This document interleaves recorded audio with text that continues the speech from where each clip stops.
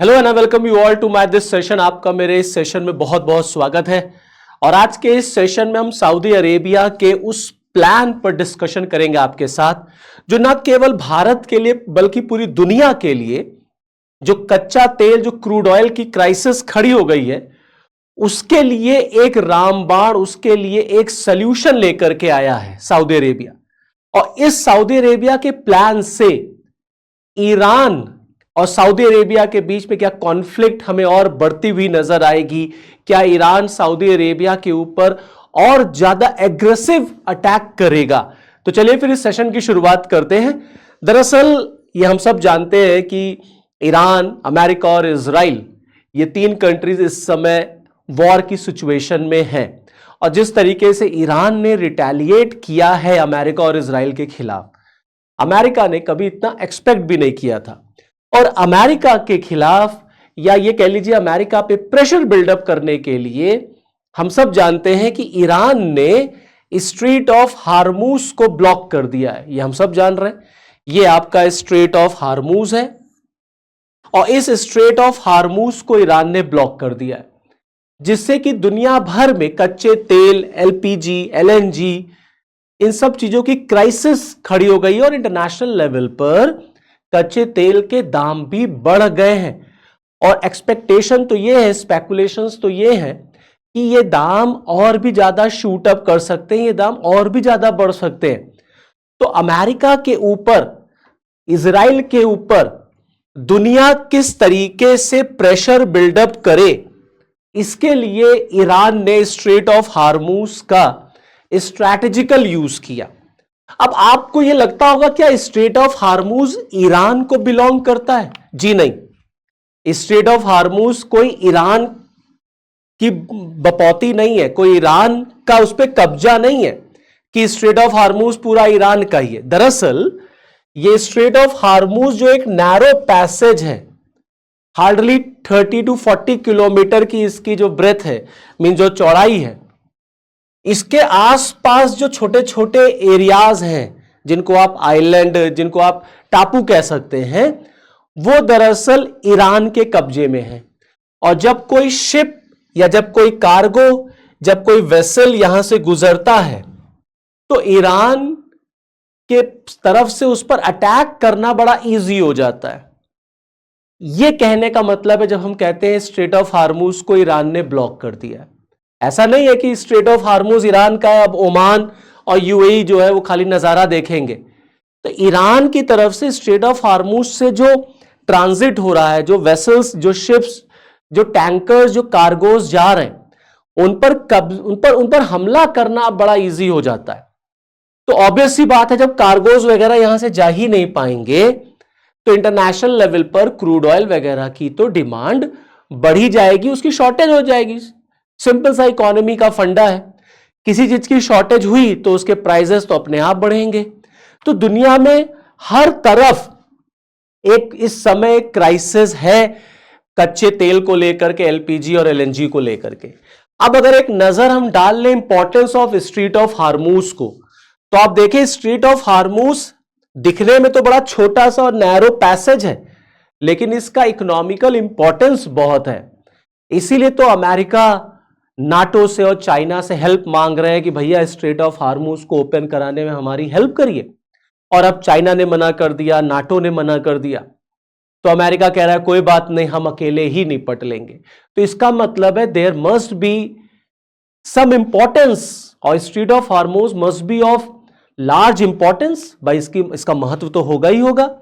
अब इसका महत्व क्या है देखिए, जानते हैं 30% ऑफ ग्लोबल ऑयल ट्रेड, जो समुद्र के रास्ते जो ऑयल ट्रेड होता है, चाहे वो एशियन कंट्रीज को हो, चाहे वो चाइना को है, जापान को है, इंडिया को है, मतलब इधर से पूरा रूट जो आप देखेंगे ये स्ट्रेट ऑफ हार्मूज से इस तरीके से होते हुए एशिया के लिए यहां से स्ट्रेट ऑफ हार्मूज से निकलता है क्रूड ऑयल।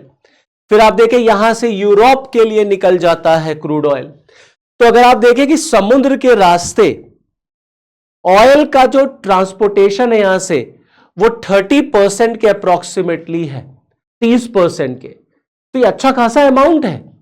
और अगर आप एलएनजी को देखेंगे तो ग्लोबल एलएनजी का 20% यहीं से होता है, कतर। समझ रहे, इंडिया को भी मैक्सिमम यहीं से मिलता है, from Qatar. Saudi Arabia is the largest exporter of oil, सबसे ज्यादा ऑयल सऊदी अरेबिया ही यहां से ट्रांजिट करता है। इसीलिए सऊदी अरेबिया की इकोनॉमी को ही सबसे ज्यादा प्रॉब्लम भी हो रही है, क्योंकि उसके शिप्स वगैरह जा ही नहीं पा रहे हैं। सबसे ज्यादा तेल वही बेचता है यहां से। कतर जो है वो लीडर है एलएनजी एक्सपोर्ट करने में यहां से। तो कहने का मतलब ये है कि ये स्ट्रेट जो है ये दिखने में तो बहुत छोटा है, बहुत नैरो है, पतला सा एक रास्ता है, लेकिन इसका इकोनॉमिकल इंपॉर्टेंस बहुत है दोस्तों। यूरोप से लेकर के एशिया तक आप यहीं से देखेंगे क्रूड ऑयल का, एलएनजी का ट्रांसपोर्टेशन होता है। और अब ईरान ने इसको ब्लॉक कर दिया है। अगर ये ईरान ने इसको ब्लॉक कर दिया तो इंटरनेशनल लेवल पर इंपैक्ट तो पड़ेगा ही। सऊदी पर भी पड़ रहा है, चाइना पर, अमेरिका पे, सब पे पड़ रहा है। और ईरान ने केवल चीन और रशिया के लिए फ्री ट्रांजिट अलाउ कर रखा है।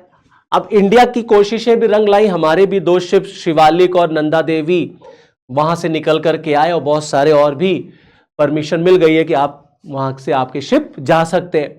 तो अब सऊदी अरेबिया ने एक अल्टरनेटिव दिया है इसके लिए, एक नया सी रूट। और वो नया सी रूट क्या है? वो नया सी रूट दरअसल सऊदी अरेबिया का ईस्ट वेस्ट जो पाइपलाइन है उसके थ्रू होगा दोस्तों। ईस्ट वेस्ट पाइपलाइन, ये ईस्ट वेस्ट पाइपलाइन है सऊदी अरेबिया का। ये देखिए, ये रेड सी है। अब रेड सी के थ्रू सऊदी अरेबिया जो है वो गैस, वो ऑयल की सप्लाई करेगा, क्योंकि स्ट्रेट ऑफ हार्मूज को अगर बंद कर रखा है तो सऊदी कैसे ट्रांसपोर्ट करेगा? तो अब वो रेड सी से करेगा दोस्तों। ये रेड सी है आपका, तो इसका मतलब है अब Red Sea will become important for the transport of your vessels and the cargoes. तो कैसे होगा, रेड सी तक कैसे होगा? तो देखिए, ये आपका ईस्ट वेस्ट सऊदी अरेबिया का पाइपलाइन है, और यहां पर एक पोर्ट है आपका सऊदी अरेबिया का जुबैल, और ये है आपका यानबू पोर्ट, यानबू। ये पाइपलाइन से जो ऑयल है वो रेड सी तक लाई जाएगी दोस्तों, रेड सी तक, यानबू पोर्ट तक। मैं आपको और क्लियरली दिखाना चाहूंगा यानबू पोर्ट को। ये मैं जो बात कर रहा था ईस्ट वेस्ट पाइपलाइन की, सऊदी अरेबिया जो यूज करता है ईस्ट वेस्ट पाइपलाइन को। 1980s में, 80s के दशक में जब ईरान और इराक वॉर हुई थी, तो सऊदी अरेबिया ने इस पाइपलाइन को बिल्डअप किया था। तो सऊदी अरेबिया के पास एक अल्टरनेटिव ऑप्शन है, और अब यही ऑप्शन जो है वो दुनिया को रिलीफ देगा क्रूड ऑयल को लेकर के। भारत के लिए भी ये बहुत बड़ी बात है, ये हमारे लिए भी एक उम्मीद लेकर के आया है, क्योंकि हमारे देश में भी क्रूड ऑयल और एलपीजी वगैरह की क्राइसिस आप देख ही रहे हैं किस तरीके से। और जितना ये वॉर आगे बढ़ेगा इंटरनेशनल लेवल पर, ये चीजें जो हैं वो और ज्यादा वर्स्ट होती चली जाएंगी। हालांकि ईरान का कहना है कि वो वर्ल्ड इकोनॉमी को बर्बाद नहीं करना चाहता, वो सिर्फ और सिर्फ वर्ल्ड का प्रेशर बिल्डअप करना चाहता है अमेरिका के ऊपर। तो ये जो मैं आपको बता रहा था, ये देखिए, ये यानबू पोर्ट है आपका, ये आपका रेड सी है, ये रेड सी हो गया। ये आपका यानबू पोर्ट है, ये यहीं से स्विस कैनाल होते हुए मेडिटेरियन सी, और ये रेड सी होते हुए इस तरीके से आप आएंगे अरेबियन सी में। और ये सऊदी अरेबिया है आपका, ये पर्शियन गल्फ है आपका, अगर आप देख सकते हो ये पर्शियन गल्फ है आपका। ये आपका स्ट्रेट ऑफ हार्मूज है, इसी को ब्लॉक कर रखा है। तो अब ये कतर है आपका, ये सऊदी अरेबिया, ये कतर, ये यूएई। तो इनके शिप्स कैसे जाएंगे? इनके शिप्स जा नहीं पाएंगे। तो अब ये जो पाइपलाइन है ईस्ट वेस्ट की सऊदी अरेबिया की, ये रेड सी तक जो है क्रूड ऑयल को लेकर के आएगा। फिर यहां से कार्गोज, यहां से टैंकर्स, यहां से वेसल्स जो है वो निकलेंगे। अब क्वेश्चन ये उठता है, क्या ये इजी होगा? रेड सी वाला जो रूट है, क्या ये इतना इजी है? और क्या ये वाकई में स्ट्रेट ऑफ हार्मूज का अल्टरनेटिव हो सकता है? क्योंकि स्ट्रेट ऑफ हार्मूज को शॉर्टेस्ट रूट माना जाता है, और रेड सी से ट्रांसपोर्टेशन कॉस्ट बढ़ जाएगी। तो थोड़ा उस पर भी हम बात करेंगे। अब देखिए कैसे आएगा, जो मैं आपको बता रहा था, ये आपका सऊदी अरेबिया का हो गया आपका, ठीक है। अब ये जो सऊदी अरेबिया का ईस्ट वेस्ट कॉरिडोर है दोस्तों, ये सऊदी अरेबिया का अगर ईस्ट वेस्ट कॉरिडोर है, तो यहां पे यानबू पोर्ट पे, फिर वहां से रेड सी, और रेड सी से ये बाब अल मंदेब को क्रॉस करते हुए गल्फ ऑफ एडन में आएगा और गल्फ ऑफ एडन होते हुए फिर ये अरेबियन सी में आएगा और फिर ये इंडिया और पूरा आपका एशिया को कंटिन्यू करेगा। मींस स्ट्रेट ऑफ हार्मूज को हम बाईपास कर देंगे। सऊदी जो है वो स्ट्रेट ऑफ हार्मूज को बाईपास कर देगा। हालांकि इसके अलावा भी दो और अल्टरनेटिव्स भी हैं, बट वो बहुत फीजिबल नहीं है। तो अगर ईरान स्ट्रेट ऑफ हार्मूज को ब्लॉक करता है, करे रखता है और वहां पर अटैक वगैरह के चांसेस बढ़ जाते हैं, so what should be the next option for the world? तो एक ये सबसे फीजिबल ऑप्शन ये लग रहा है और सऊदी अरेबिया अब इसी ऑप्शन पर आगे काम करेगा। जैसा मैंने आपको बताया, ये 80s के डिकेड्स में जब ईरान और इराक वॉर हुआ था, तब इसको जो है वो यूज करना शुरू किया गया था। अब अगर आप देखें कि और क्या क्या ऑप्शंस अवेलेबल हैं, तो जो ऑप्शंस है वो बहुत फीजिबल नहीं है, जैसा मैंने आपको बताया। देखिए, अब एक दो ऑप्शंस और भी हैं। जैसे एक ऑप्शन यूएई का है कि अगर हम स्ट्रेट ऑफ हार्मूज को बाईपास करना चाहें, तो ये स्ट्रेट ऑफ हार्मूज है आपका, इसको बाईपास करने के लिए यूएई का भी एक पाइपलाइन है, वो भी एक अल्टरनेटिव है। और वो अल्टरनेटिव है आपका हबशान से। ये हबशान है और हबशान से एक पाइपलाइन आपका फुजैर तक है। ओके, ये हबशान से पाइपलाइन फुजैर तक है और फिर ये गल्फ ऑफ ओमान होते हुए फिर ये आपका एशिया की तरफ निकलेगा। बट ये बहुत फीजिबल नहीं है, ये बहुत फीजिबल नहीं है क्योंकि इसकी कैपेसिटी बहुत कम है। जितनी ऑयल की डिमांड होती है वो स्ट्रेट ऑफ हार्मूज से ही पूरी हो पा रही है। और अगर हम ये अल्टरनेटिव लेते हैं तो वर्ल्ड की डिमांड, या मतलब जो डिमांड है कार्गोज वगैरह की, उसकी डिमांड जो है वो पूरी नहीं हो पाएगी। इसी वजह से इस पर उतना काम या इसको उतना आप रिलायबल मान नहीं सकते। अब एक और देखिए, एक और ऑप्शन भी है हमारे पास। वो एक ऑप्शन है लेकिन वो बड़ा लंबा पड़ जाएगा, वो आपको केप ऑफ गुड होप होते हुए पूरा अफ्रीका होते हुए आना पड़ेगा। वो ये है कि इराक का जो आपका किरकू है, ये इराक का किरकू, फिर यहां से ये पाइपलाइन ऐसे जाएगा आपका टर्की, जो आपका सेहान है, और ये देखिए ये मेडिटेरियन सी हो गया आपका। तो ये जो इराक का जो किरकू और सेहन, ये जो पाइपलाइन है आपका, फिर ये मेडिटेरियन सी होता हुआ फिर पूरा चक्कर लगाएगा केप ऑफ गुड होप का, और फिर केप ऑफ गुड होप होते हुए फिर आपको इंडिया की तरफ आएगा। तो ये भी बहुत फिजिबल नहीं है, बहुत लंबा रूट पड़ जाएगा। इसकी ट्रांसपोर्टेशन कॉस्ट जो है वो बहुत महंगी हो जाएगी।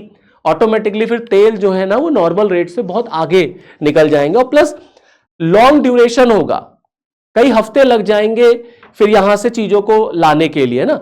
तो स्ट्रेट ऑफ हार्मूज को एक शॉर्टेस्ट रूट माना जाता है। अब उसका जो नियरेस्ट विकल्प है वो आपको सऊदी अरेबिया का ही ईस्ट वेस्ट पाइपलाइन दे सकता है।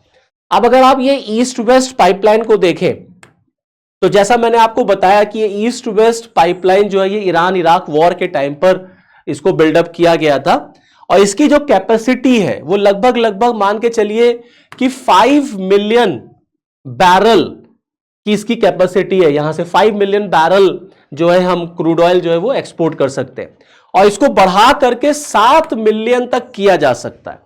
7 मिलियन तक आप इसको कर सकते हैं। तो जितनी कैपेसिटी देखिए स्ट्रेट ऑफ हार्मूज की है उतनी इसकी भी नहीं है। लेकिन अब कोई ऑप्शन नहीं है, अगर स्ट्रेट ऑफ हार्मूज आपका ब्लॉक है तो अब कोई ऑप्शन नहीं है। तो एक रामबाण कह लीजिए, एक सोल्यूशन जो है वो सऊदी का यही है। बाकी जो दो ऑप्शन मैंने आपको बताए दे आर नॉट फीजिबल, वो उतने ज्यादा कारगर नहीं होंगे जितना ज्यादा कारगर आपका ये होगा। अच्छा, अब क्वेश्चन यहां पे ये उठता है, क्या वाकई में ये हमारे लिए विकल्प हो सकता है? क्योंकि रेड सी से आना है तो इसमें क्या प्रॉब्लम्स आ रही हैं, क्या लिमिटेशंस हैं इसकी?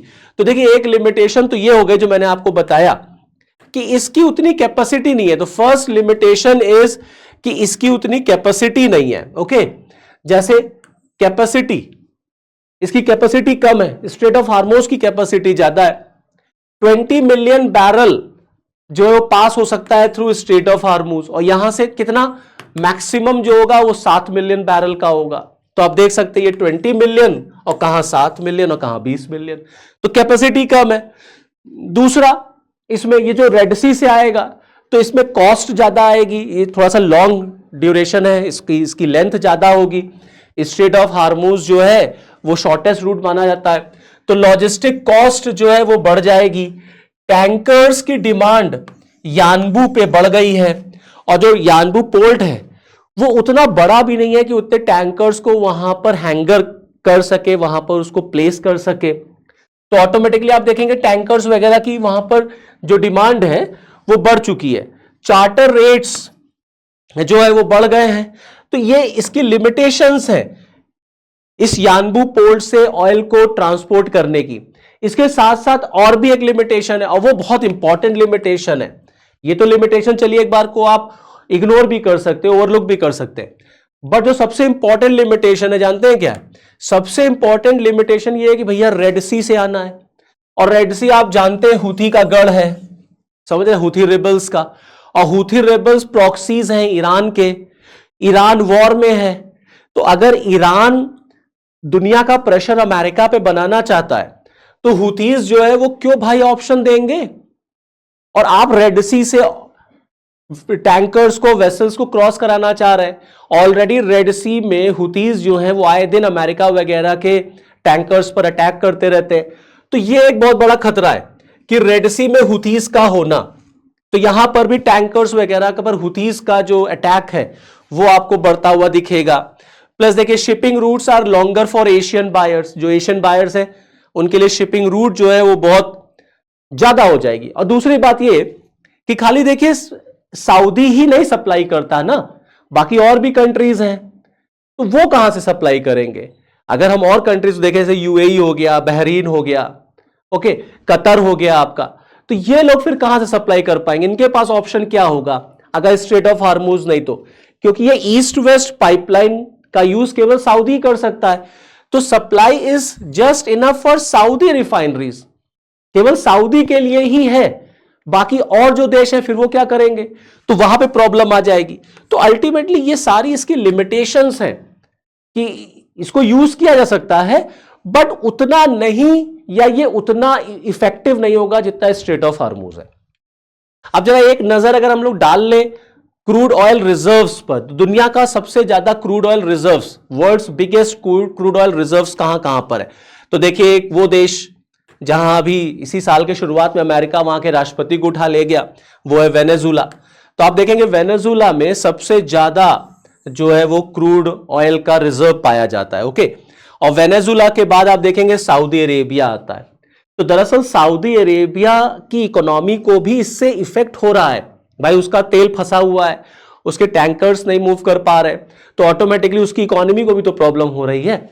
तो इसलिए सऊदी चाहता है कि यार इस विकल्प पे काम किया जाए और इस विकल्प से दुनिया जो है वो आगे बढ़े, बट इसके साथ भी कुछ लिमिटेशंस हैं। अब आप देखें कि अगर वर्ल्ड की हम, दुनिया की हम बिगेस्ट ऑयल कंपनीज को देखें तो देखिए वो भी सऊदी की ही है। तो सऊदी की कंपनी जो अरामको है, ये दुनिया की सबसे बड़ी ऑयल कंपनी है। इसका मार्केट शेयर आप देखिए $2.0 ट्रिलियन का है मार्केट शेयर। तो ऑटोमेटिकली कंपनीज को लॉस हो रहा है, सऊदी को लॉस हो रहा है, पूरे गल्फ रीजन को लॉस हो रहा है स्ट्रेट ऑफ हार्मूज के बंद होने से।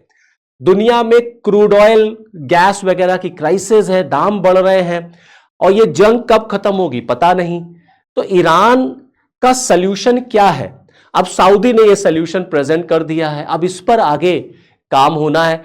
तो इंडिया के पास भी एक ये विकल्प है कि हम सऊदी से इस तरीके से ले, बट और कंट्रीज से कैसे?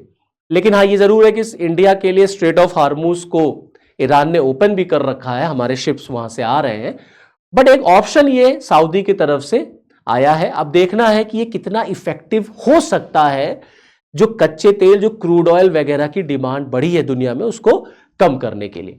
So this is all from this video. Next video में आपके साथ फिर मिलूंगा, तब तक के लिए जय हिंद।